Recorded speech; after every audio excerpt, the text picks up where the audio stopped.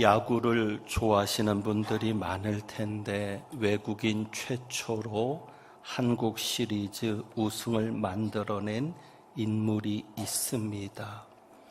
SK 와이번스를 8년 만에 한국 시리즈 우승으로 이끈 트레이 힐만 감독입니다. 그는 인터뷰를 하면서 가장 큰 어려움을 이야기했는데 그가 말하는 가장 큰 어려움은 자기 혀를 통제하는 것이었습니다. 그러니까 그는 자기 내 혀를 통제하는 것이 가장 힘들었다라고 이야기를 합니다. 자신의 입에서 나오는 그 말이 사람들에게 어떻게든 영향을 주기 때문이라고 그 이유를 덧붙입니다. 그러면서 그는 야고보서 1장 26절 말씀을 이야기합니다. 누구든지 스스로 경건하다 생각하며 자기 혀를 재갈 물리지 아니하고 자기 마음을 속이면 이 사람의 경건은 헛것이라. 누구든지 스스로 경건하다 생각하며 자기 혀를 재갈 물리지 아니하고 자기 마음을 속이면 이 사람의 경건은 헛것이라. 이 말을 하면서 자기는 이 말씀을 묵상하며 자신의 말과 행동을 가다듬었다라고 이야기합니다. 매일 아침에 아내와 드리는 말씀 묵상, 큐티라고 할 수 있죠. 이 말씀 묵상과 기도를 할 때, 그리고 라일 H 코치와 통역을 맡은 김민 매니저와 드리는 주일 예배에서도 빠지지 않는 기도 제목이 바로 이것이었다고 합니다. 나의 말과 행동을 가다듬어 주소서. 왜냐하면 그는 이렇게 말합니다. 자신이 하는 말과 행동이 하나님을 영화롭게 했으면 좋겠기 때문입니다. 그는 그런 이야기로 마무리를 합니다. 자기가 하는 말과 행동이 하나님을 영화롭게 했으면 좋겠습니다. 이 말을 들어보니 그가 얼마나 믿음이 좋은 사람인지를 알 수 있습니다. 왜냐하면 믿음이 좋은 사람들에게는 이러한 특징이 나타나기 때문입니다. 어떤 특징이요? 하나님을 영화롭게 하는 삶을 살기를 원하는 특징입니다. 믿음이 좋은 사람은 반드시 어떻게 하면 내가 하나님께 영광을 돌릴 수 있을까? 어떻게 하면 내가 하나님을 영화롭게 하는 삶을 살 수 있을까를 생각합니다. 왜 그럴까요? 그 안에 계신 성령께서 그렇게 역사하시기 때문입니다. 우리 안에 거하시는 성령님은 반드시 하나님을 영화롭게 하는 것에 신경을 쓰고 중심을 가지고 살도록 역사하시기 때문입니다. 우리는 잘 압니다. 하나님께서 우리를 만드신 목적이 무엇이에요? 우리를 통해서 영광을 받으시기 위해서입니다. 우리가 잘 알지 않습니까? 하나님께서 우리를 만드신 목적은 우리를 통해서 하나님이 영광을 받으시기 위해, 하나님을 영화롭게 하기 위해 우리를 만드셨다는 사실을 우리는 잘 압니다. 그러므로 하나님이 찾으시는 사람이 누구 있겠습니까? 하나님을 영화롭게 하는 사람, 하나님께 영광을 돌리는 사람을 하나님이 찾으시지 않겠습니까? 그렇다면 하나님을 영화롭게 하는 사람이 누구인가? 여러 가지로 말씀을 통해 볼 수 있지만 오늘 주신 말씀에서 하나님이 가르치시는 것이 이것입니다. 하나님을 영화롭게 하는 사람. 자, 23절을 다시 한번 같이 봉독합니다. 23절 시작. 감사로 제사를 드리는 자가 나를 영화롭게 하나니 그의 행위를 옳게 하는 자에게 내가 하나님의 구원을 보이리라. 아멘. 감사로 제사를 드리는 자가 나를 영화롭게 하나니, 그렇다면 하나님을 영화롭게 하는 사람이 누구입니까? 감사로 제사를 드리는 사람. 감사로 제사를 드리는 사람. 우리는 이 구절에서 우리가 드리는 감사가 하나님에게는 제사로 받아들여진다는 것을 우선 기억해야 합니다. 우리가 하나님 앞에 드리는 감사는 하나님께 드리는 제사입니다. 그리고 시편 50편을 통해서는 감사가 왜 중요한지를 정리할 수 있습니다. 감사가 얼마나 중요한지, 감사로 제사를 드리는 자가 나를 영화롭게 한다는 그 구절 속에서 우리는 감사가 얼마나 중요한지를 연이어서 생각해 볼 수 있습니다. 자, 22절 말씀을 보면 이렇게 하나님께서 아삽이라는 일을 통해서 말씀합니다. 하나님을 잊어버린 너희여 이제 이를 생각하라. 하나님을 잊어버린 너희여 이제 이를 생각하라 하면서 23절에 감사로 제사를 드리는 자가 나를 영화롭게 하나니, 이 두 구절이 연결이 되죠. 그러면 우리가 감사가 왜 중요한지를 이 두 구절을 통해서 알 수 있습니다. 감사가 왜 중요합니까? 감사하지 않으면, 감사를 잊어버리면 누구를 잊어버리는 것입니까? 22절에 하나님을 잊어버리는 것입니다. 그러니까 감사하지 않는 자는, 감사가 없이 사는 자는 하나님을 잊어버린 자라고 말씀합니다. 자, 7절에 보면 하나님께서 이런 말씀을 하시거든요. 이스라엘아 내가 내게 증언하리라 하면서 하나님이 나는 하나님 곧 내 하나님이로다. 하나님은 우리의 하나님, 나의 하나님입니다. 여러분이 이것을 믿으실 겁니다. 하나님은 나의 하나님입니다. 그런데 나의 하나님께서는 8절에 보면 나는 너의 재물 때문에 너를 책망하지는 않겠다라고 말씀합니다. 그러니까 하나님은 절대 재물을 가지고 책망하지는 않겠다는 겁니다. 그 재물이 적든 많든 그 재물의 양이 어떠하든 그것을 가지고 책망하지는 않는다. 왜? 9절에 보니까 뭐라고 얘기해요? 9절에 하나님께서는 그 재물을 가져가지 아니할 것이다 라고 말씀합니다. 그러니까 하나님이 재물을 책망하지 않는 이유는 하나님이 그 재물을 가지고 갈 이유가 없기 때문입니다. 왜요? 10절, 11절에 보면 모든 것이 다 내 것이다 라고 말씀합니다. 모든 것이 다 내 것이미로다. 그러니까 하나님에게는 부족함이 있어요, 없어요? 없어요. 그러니 하나님이 굳이 여러분의 재물을, 여러분의 헌금을 가져가실 이유가 없습니다. 그리고 13절에는 하나님이 이렇게 말씀합니다. 내가 숫소의 고기를 먹으며 염소의 피를 마시겠느냐? 하나님이 재물을 가져가지도 않으실 뿐만 아니라 하나님이 그 재물을 먹지도 않으신다라고 얘기합니다. 그러면서 감사로 하나님께 제사를 드리며, 그런데 왜 하나님이 제사를 말씀하시고 제사를 받으시는가? 그것은 그 제사에는 무엇이 있기 때문에? 감사가 있기 때문에. 그러니까 하나님은 재물을 가지고 책망하지 않습니다. 그 재물 속에 무엇만 담으면, 감사하는 마음만 담으면 하나님이 그 감사하는 마음을 받으신다는 겁니다. 왜 그렇습니까? 왜 하나님이 그 재물을 통해서 감사하는 마음을 받으실까요? 감사하는 마음은 어떤 마음이기 때문에? 하나님을 잊어버리지 않고 사는 마음이기 때문에.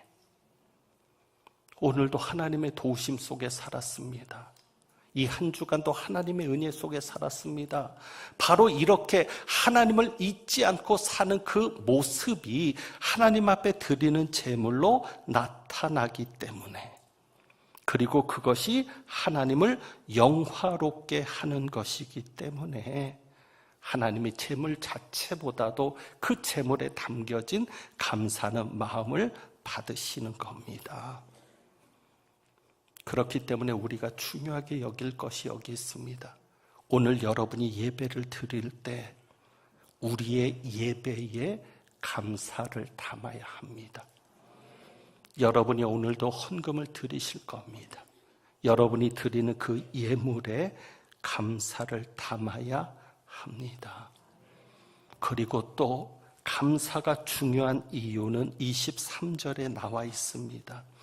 감사는 하나님을 잊어버리는 것이 아니기 때문에 중요하고, 또 23절에 보면 그의 행위를 옳게 하는 자에게 내가 하나님의 구원을 보이리라. 감사가 중요한 이유는 그 감사가 행위를 옳게 하는 자라는 인정을 받기 때문입니다.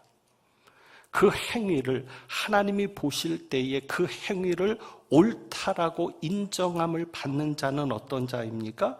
감사로 제사를 드리는 자입니다. 그럴 때 하나님께서 내가 하나님의 구원을 보이리라고 약속하십니다. 자, 우리는 15절 말씀을 참 좋아하죠. 15절 말씀 볼까요? 15절 말씀을 좋아합니다. 힘들 때, 어려울 때 이 15절 말씀이 위로가 되고 소망이 됩니다. 자, 15절, 환난 날에 나를 부르라. 내가 너를 건지리니 내가 나를 영화롭게 하리로다. 아멘. 얼마나 귀한 말씀입니까? 환난 날에 나를 부르라. 내가 너를 건지리니 내가 나를 영화롭게 하리로다. 그런데 우리가 15절 말씀을 좋아하지만, 그렇다면 모든 사람들이 하나님을 부른다고 해서 하나님이 건져주시는가? 그것은 아닙니다. 15절을 좋아하지만 그 15절에는 전제가 있습니다. 조건이 있습니다. 그 조건이 충족되고 하나님을 부를 때, 그때 하나님이 건져주시는 것이죠. 그래서 그 조건이 14절입니다. 14절에 보면 감사로 하나님께 제사를 드리며 지존하신 이에게 내 서원을 갚으며 환난 날에 나를 부르라. 그냥 환난 날에 하나님을 부르는 것이 아니라 감사로 하나님께 제사를 드리며 지존하신 이에게 내 서원을 갚으며 환난 날에 나를 부르라. 두 가지 조건이 필요합니다. 첫째가 뭐요? 감사로 제사를 드리며. 그러니까 감사하며 사는 사람이 환난을 맞았을 때 부르면, 하나님을 부르면 하나님이 건지시겠다는 것이고, 그리고 감사하는 자는 반드시 하나님에게 약속을 갚지 않겠습니까? 그렇지 않겠습니까? 내 서원을 갚으며 하나님께 감사한다면 하나님께 드렸던 약속을 반드시 지킬 겁니다. 그러니까 두 가지 조건이죠. 하나님께 감사하면서 하나님에게 약속하신 것이 있다면 그 약속을 지키고 환난을 맞을 때 하나님을 부르면 하나님이 건지신다는 것입니다. 여기에는 중요한 하나님의 목적이 이루어져야 되기 때문입니다. 15절에 보면 환난 날에 나를 부르라. 내가 너를 건지리니 뭐라고 말씀해요? 내가 나를 영화롭게 하리로다. 여러분, 하나님이 왜 우리를 건지셔야 합니까? 우리가 환난을 맞았을 때, 환난을 당할 때, 환난 날에 하나님을 부르면 하나님이 건지시는데, 하나님이 왜 우리를 건지셔야 합니까? 여러분이 기도할 때 왜 하나님이 우리의 기도에 응답하셔야 합니까? 분명한 목적을 여러분이 바라보고 하나님을 부르고 하나님께 기도해야 역사가 일어납니다. 그 분명한 목적이 뭐예요? 내가 나를 영화롭게 하리로다. 하나님이 우리를 불쌍해서 건지시는 거 아닙니다. 하나님이 우리가 불쌍해서 우리의 기도에 응답하시는 게 아닙니다. 하나님이 우리를 건지시고 우리의 기도에 응답하시는 궁극적인 목적은 나를 통해서 하나님을 영화롭게 해야 되기 때문입니다.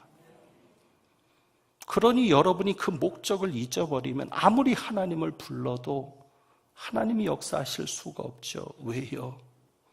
하나님을 영화롭게 하지 않는 자는 결국 누구를 영화롭게 하는 자입니까? 나를 영화롭게 하는 자 아니겠습니까? 하나님을 영화롭게 하지 않는 이들은요, 하나님이 건져주면 하나님을 금방 잊어버려요.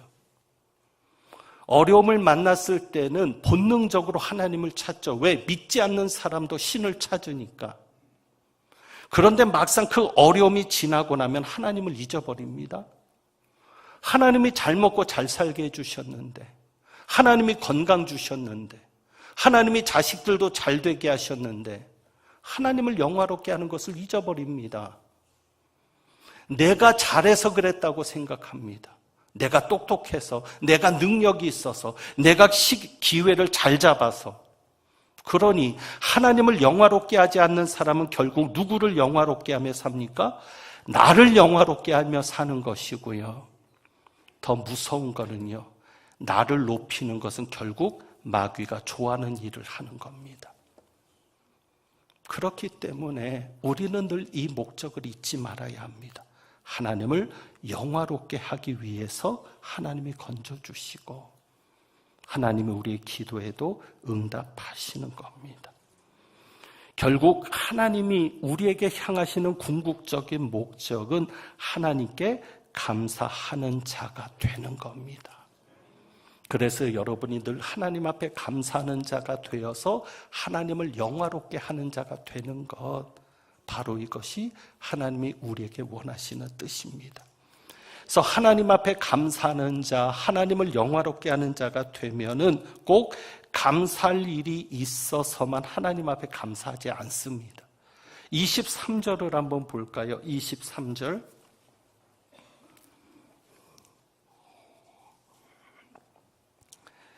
감사로 제사를 드리는 자가 나를 영화롭게 하나니 그의 행위를 옳게 하는 자에게 내가 하나님의 구원을 보이리라. 자, 내가 하나님의 구원을 보이리라. 하나님의 구원을 보이리라. 이 말은 과거입니까? 미래입니까? 미래. 하나님의 구원을 보이리라. 미래거든요. 그러면 지금 내가 하나님의 구원을 보고 있다는 겁니까? 보지 못한다는 겁니까? 지금은 내가 보지 못하지만 하나님의 구원을 보일 것이다라는 거 아니에요. 그러면 지금 내가 하나님의 구원을 보지 못해도 하나님 앞에 감사로 제사를 드리는 겁니다. 그러니 감사할 일이 있어서 감사하는 건 누구라도 할 수 있죠. 물론 감사할 일이 있어도 감사하지 않는 사람도 있지만 감사할 것이 있어서 감사하는 자는 누구라도 할 수 있죠. 하나님의 구원을 보니까 감사하는 자는 누구라도 할 수 있죠. 그러나 비록 내게 구원이 이루어지지 않아도 내가 지금 내 상황이 그대로일지라도 하나님 앞에 감사로 제사를 드리면, 하나님 앞에 감사를 통해서 나를 드리면 하나님이 나를 인정하시고 구원을 보여주실 것이라고 말씀합니다. 오늘 항존직 선고가 있습니다. 우선 우리가 하나님께 감사하는 자가 되셔야 합니다. 여러분 한 사람 한 사람이 하나님께 감사하고 하나님께 영광을 돌리며 하나님을 잊지 않고 하나님에게 인정받는 자가 되어야 합니다. 그래야 하나님의 구원을 볼 수 있습니다. 그리고 또한 여러분이 오늘 일꾼을 세울 때 감사하는 자를 세우셔야 합니다.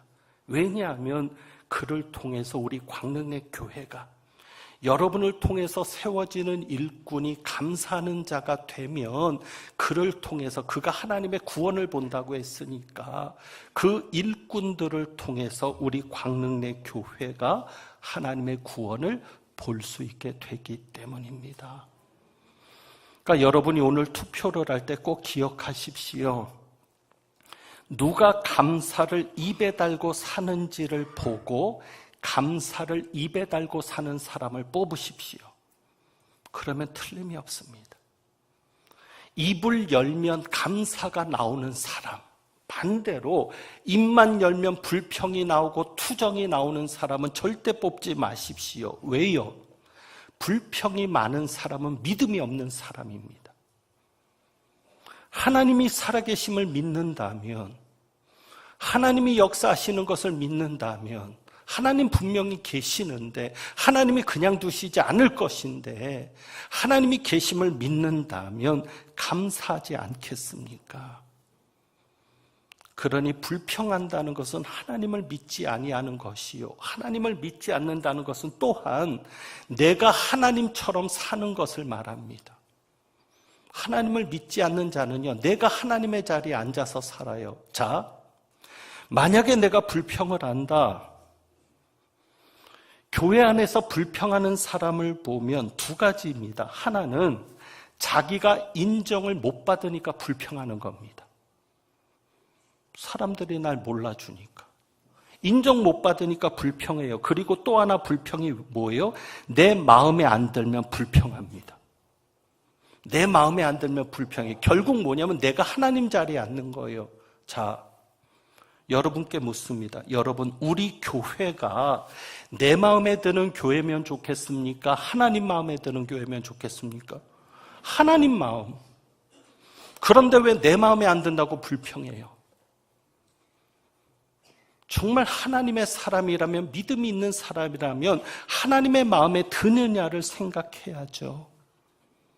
오늘 선거입니다. 여러분은 여러분 마음에 드는 사람을 뽑을 것입니까? 아니면 하나님 마음에 드는 사람을 뽑겠습니까? 하나님 마음에 드는 사람, 하나님 인정하는 사람. 그러면 그 입술에 하나님 앞에 감사가 있는 사람을 여러분이 세우셔야 합니다. 여러분 스스로도 하나님 앞에 감사하는 자가 되시고, 또 오늘 선거를 통해서도 하나님 앞에 감사할 수 있는 일꾼, 불평, 불만이 많은 사람, 부정적인 사람이 아니라 하나님께 감사할 수 있는 일꾼이 세워져서 하나님의 구원을 보는 역사가 있기를 원합니다. 오늘 투표를 앞두고 있으니까 말씀 한 구절을 읽고 마칩니다. 디모데전서입니다. 디모데전서. 헌법에도 그 자격에 대해서 나올 때 이 구절이 나옵니다. 디모데전서 3장. 디모데전서 3장입니다.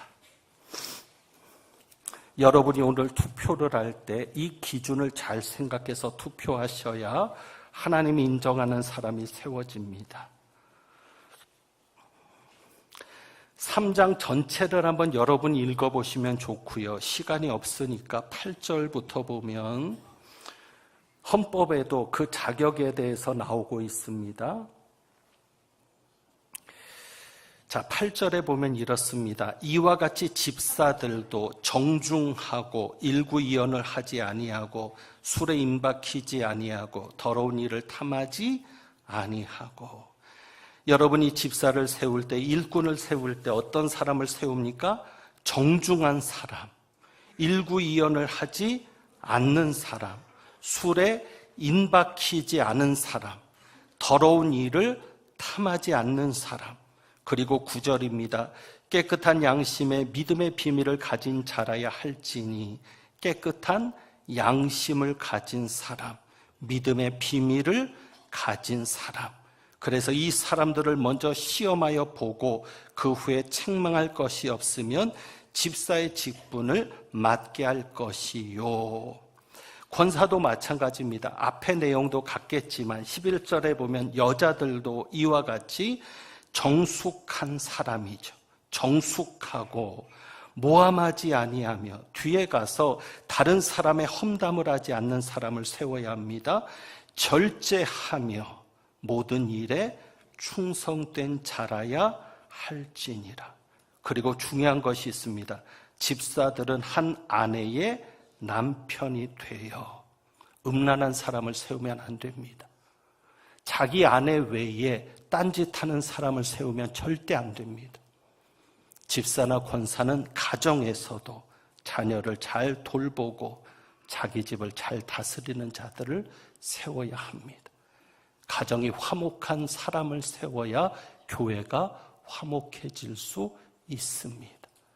여러분이 이런 기준을 보시고 정말 하나님을 영화롭게 하는 사람, 하나님을 잊지 않고 살아갈 수 있는 사람, 그래서 하나님 앞에 인정을 받고 하나님의 구원을 볼 수 있는 사람이 여러분이 되시고, 그런 이들을 세우셔서 이분들을 통해서 또 여러분을 통해서 하나님의 구원을 보는 우리 광릉리 교회가 되기를 주님의 이름으로 축원합니다. 기도하겠습니다.